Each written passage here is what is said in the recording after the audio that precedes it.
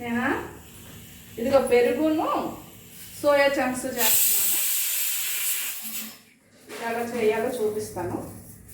First ఇలా పెరుగు తీసుకొని శుభ్రంగా కప్పంతో గిలక కొట్టుకొని ఉంచుకోవాలి.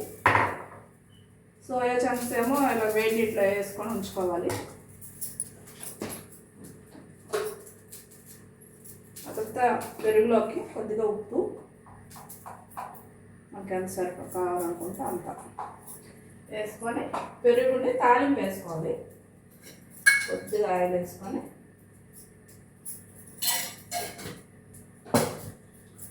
ఆవాలు, జీలకర్ర, ఎండుమిరపకాయలు,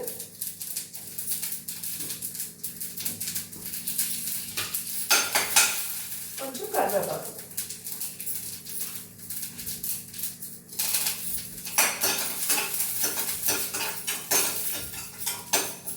తాలింపుని పెరుగులో వేసుకోవాలి. తాలింపు అయ్యేలోపు ఇవి శుభ్రంగా పిండిసి సోయా చంక్స్ పెరుగులో వేసుకొని నానబెట్టుకోవాలి.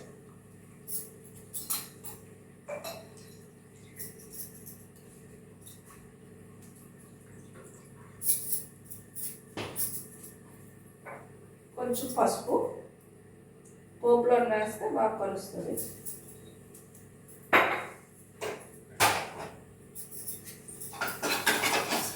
తాలింపు ఇందులో వేసేసుకోండి.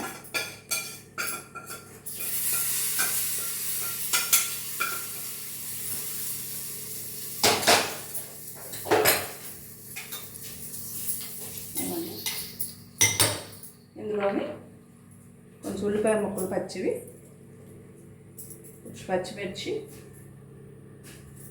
కొద్దిగా క్యారెట్ తురుము ఇలా వేసి ఇలా కలుపుకొని ఒక 10 నిమిషాలు మూత పెట్టుకొని నాననివ్వాలి. 10 నిమిషాలు నానింది. టేస్ట్ ఎలా ఉందో చూద్దాం.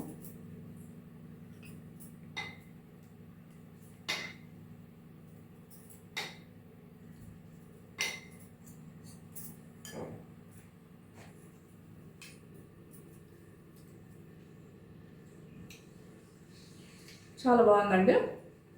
పచ్చిమిరపకాయలు నోటికి బాగా తగులుతున్నాయి. ఉప్పు గట్ట బాగా పట్టింది.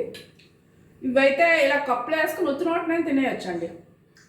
రైస్లోకే కాదు, చాలా టేస్టీగా ఉంది.